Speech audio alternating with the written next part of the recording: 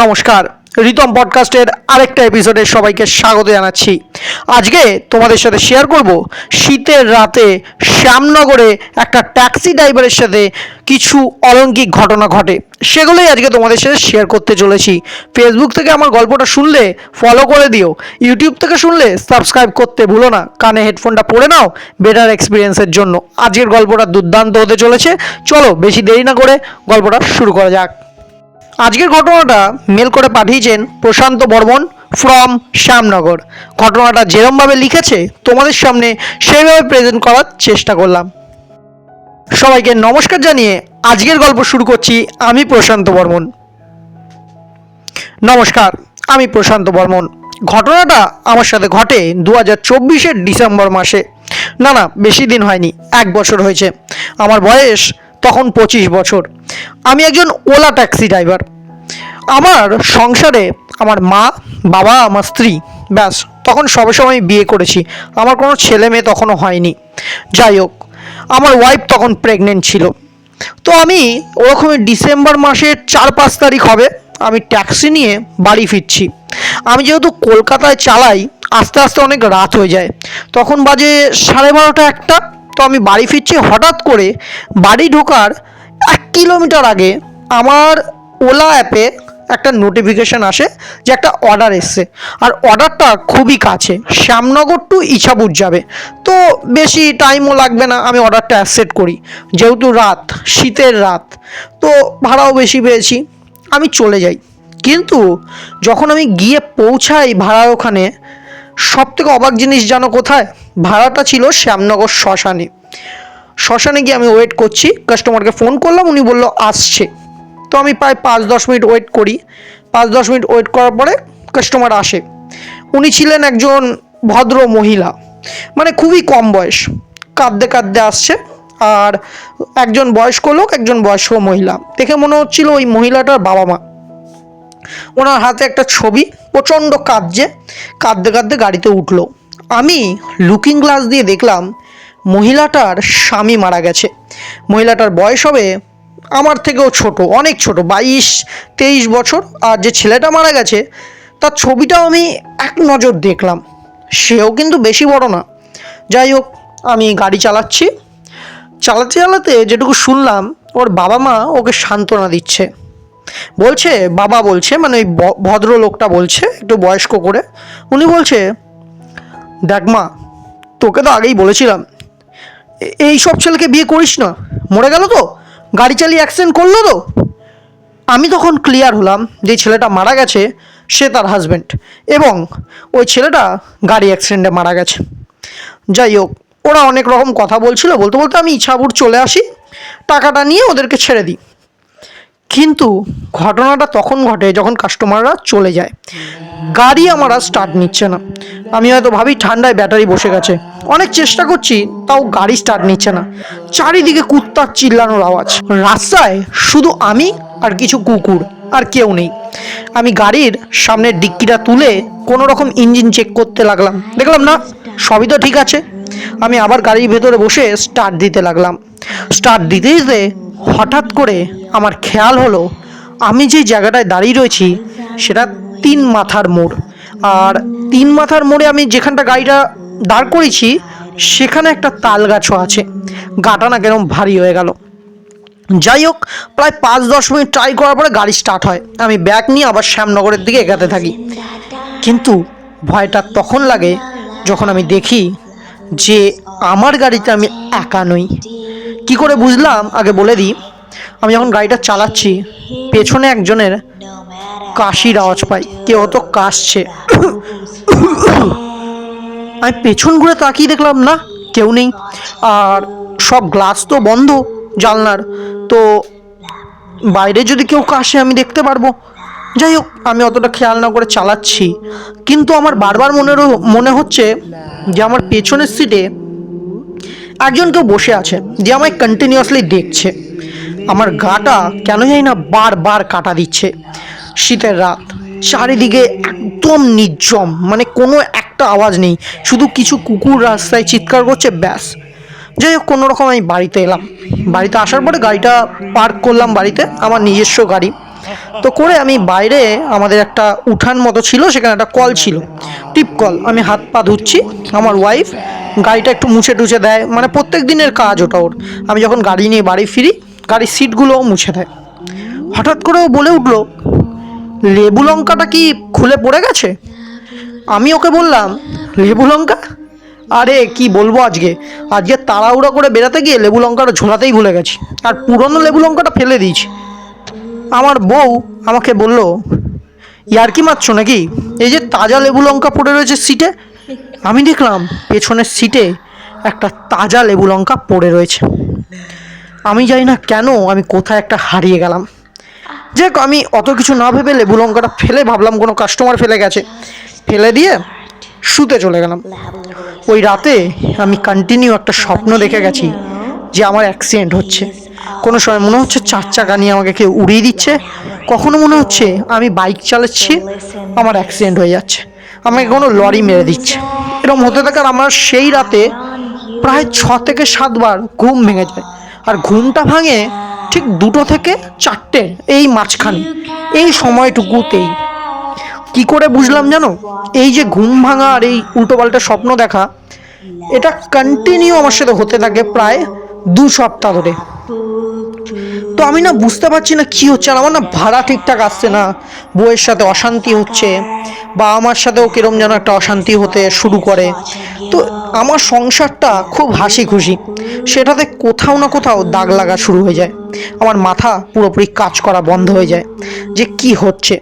তো এরকমই একটা দিন, মঙ্গলবার, আমি গাড়ি নিয়ে ফিরছি। আমার গাড়িটা হঠাৎ খারাপ হয়ে যায়, কিন্তু আমি খেয়াল করি গাড়িটা আবার যেখানটা খারাপ হয়েছে সেটা ওই 3 রাস্তার মোড়, আর গাড়িটা সেই তাল গাছের তলাতেই এসে খারাপ হয়েছে। আমি আবার সামনের ডিক্কিটা খুলে ইঞ্জিনটা চেক করতে লাগলাম যে কি হয়েছে। প্রচণ্ড ঠান্ডা, চারিদিকে কুয়াশা, কিছু দেখতে পাচ্ছি না। যাই হোক, আমি চেক টেক করছি, হঠাৎ করে পাশ থেকে একজন আওয়াজ দিল, কি হে, গাড়ি খারাপ হয়ে গেছে নাকি? আমি ঘুরে তাকালাম, দেখলাম বেশি বয়স না, কত হবে, আমার বয়সী হবে 24-25।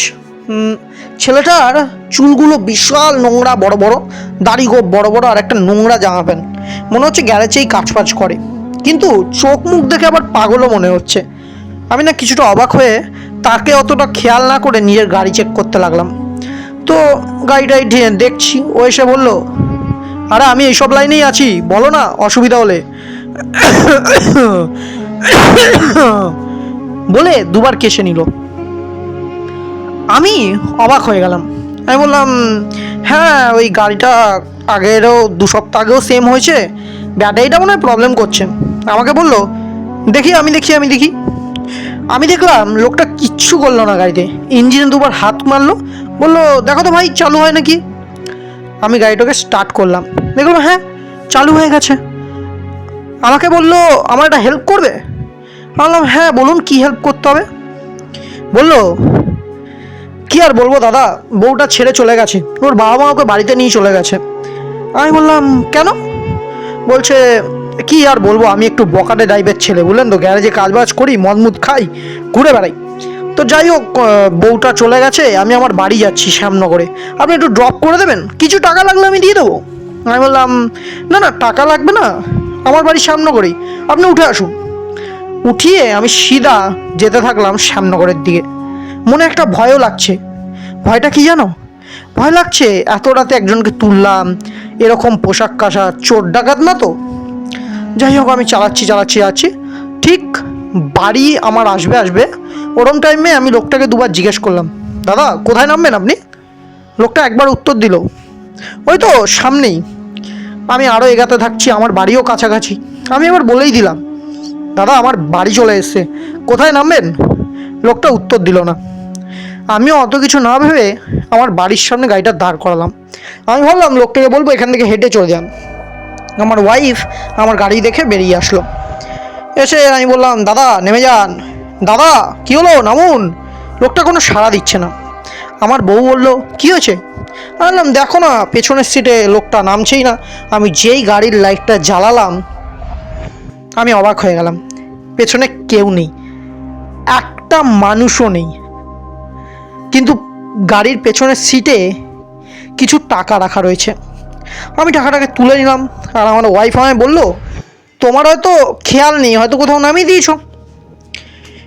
কিন্তু আমি জানি আমার সাথে কি হচ্ছে। যাই হোক, গাড়িটারি পার্ক করে খেয়ে দিয়ে আমি শুলাম। এইবার শুরু হলো আমার সাথে কিছু নেগেটিভ ঘটনা। আমার মনে হতে থাকলো আমার ঘরে কেউ হাঁটাহাঁটি করছে। কন্টিনিউ আমার কানের সামনে এসে বলছে, আমার বউটাকে ফিরিয়ে আন, আমার বউটাকে ফিরিয়ে আন। আর আমার ঘুমটা ভেঙে যাচ্ছে। আমার ঘুম যখন ভাঙলো, আমি আমার মোবাইলে দেখলাম রাত তখন 2:30।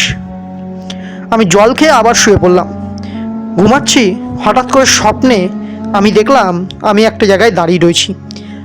হঠাৎ করে ভাবলাম, আরে এটা তো আর কোনো জায়গা না, এটা তো সেই 3 রাস্তার মোড়। আর এই যে তাল গাছ, এখানেই তো আমার রোজ গাড়ি খারাপ হয়। স্বপ্নে দেখছি আজও আমার গাড়ি খারাপ, কিন্তু এবার কিছু অন্যরকম দেখতে পাচ্ছি। একটা লোক পেছন ঘুরে তাল গাছের দিকে মুখ করে দাঁড়িয়ে আছে। আমি লোকটাকে বললাম, দাদা দাদা আপনি কি এখানেই থাকেন? একটু গাড়িটা ঠিক ঠিক করতে পারবেন? নাকি কোথাও গ্যারেজ আছে, একটু বলতে পারবেন দাদা? বলে আমি লোকটার কাঁধের মধ্যে হাত রাখলাম। লোকটা আমার দিকে ফিরল। লোকটার মুখের এক সাইড নেই, পুরো মাংস, শুধু চোখগুলো দেখা যাচ্ছে। পুরো লাল, মুখ দিয়ে রক্ত পড়ছে, লোকটার সারা গায়ে রক্ত। আর লোকটা ভয়ঙ্কর হাসি দিয়ে আমার দিকে এগাচ্ছে। আমি লোকটাকে হাত জোর করে বলতে লাগলাম, আমায় ছেড়ে দাও, আমায় মেরো না, আমায় ছেড়ে দাও। লোকটা আমাকে একদম বলতে লাগলো, আমি মারা গেছি গাড়ি অ্যাক্সিডেন্ট করে, আমি আমার বউয়ের পেছন পেছনে আসছিলাম, তুই তুই আমার বউকে গাড়ি করে ওর বাপের বাড়ি নামিয়েছিস। হ্যাঁ হ্যাঁ, আমি তোকে ছাড়বো না, তুইও জড়িত।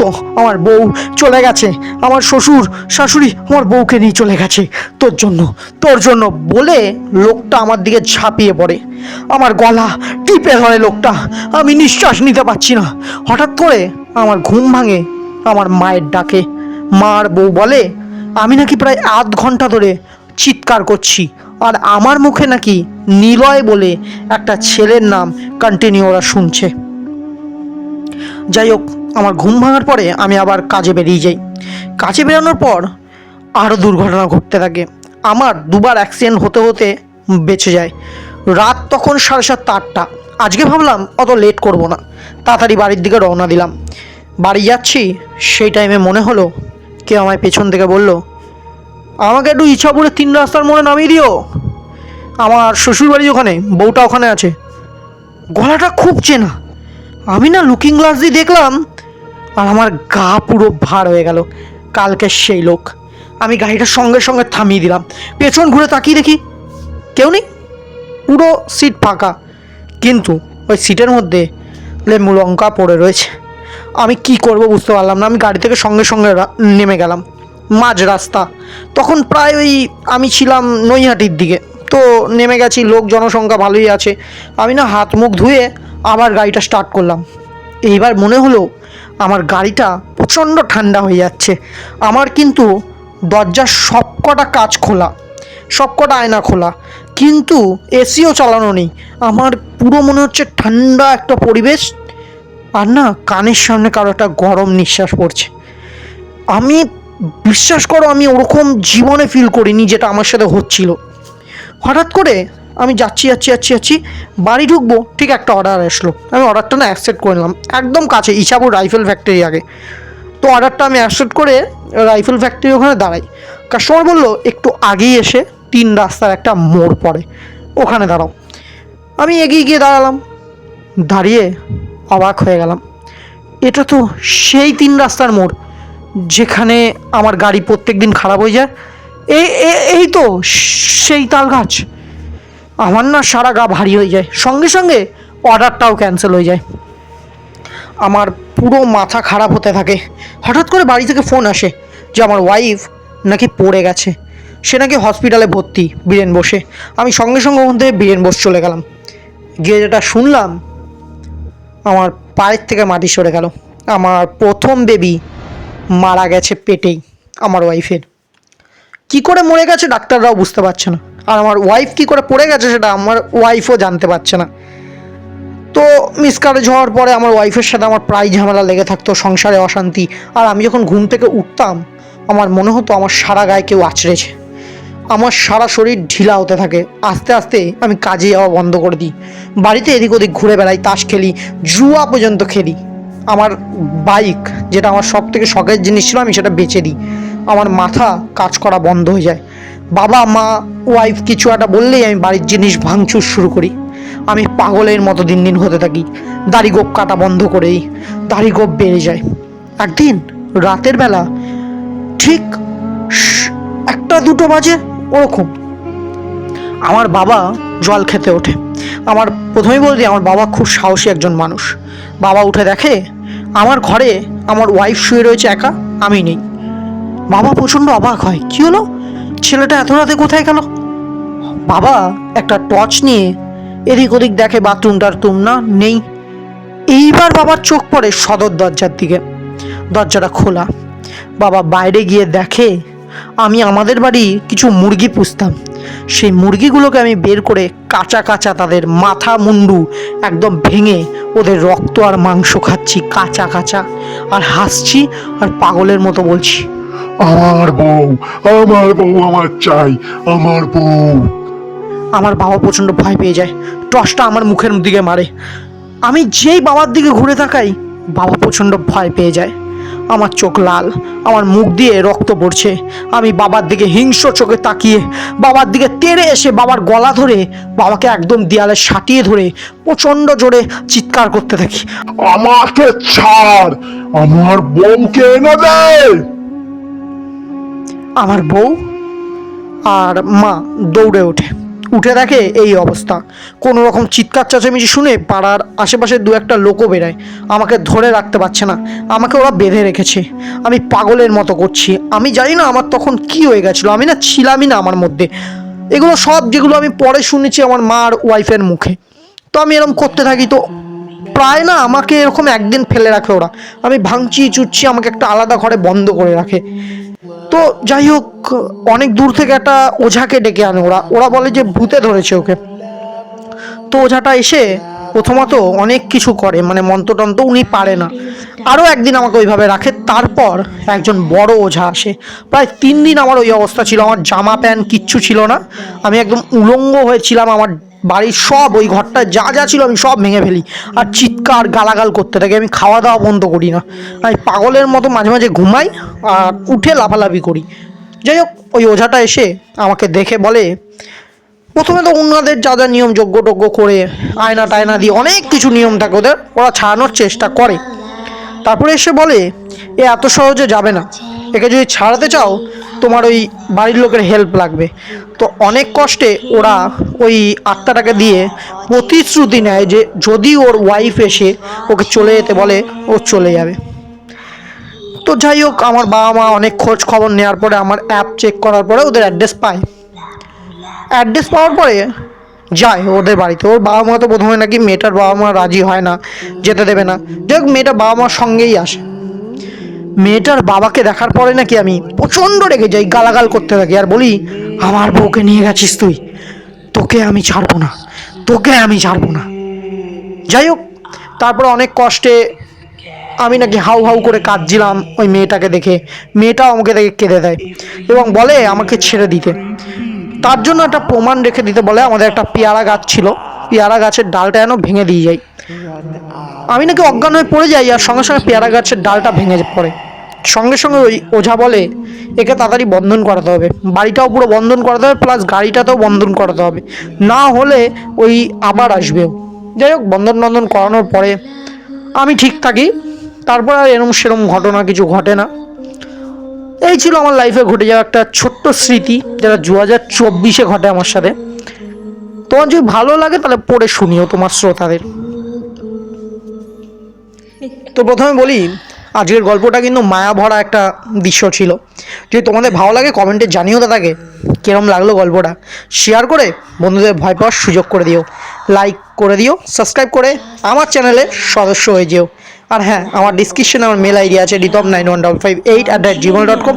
তোমাদের শোনা বা তোমাদের দেখা গল্প বা তোমাদের সাথে ঘটা গল্প যদি থেকে থাকে তোমরা পাঠাতে পারো, আমি আমার ভাষায় পড়ে শোনাবো। আজকের জন্য এইটুকু, ফিরে আসবো নতুন কোনো ভয় নিয়ে, ভয়ের গল্প নিয়ে। কারণ ভয় দেখানোটা আমার কাজ, ঘুম না আসাটা তোমাদের।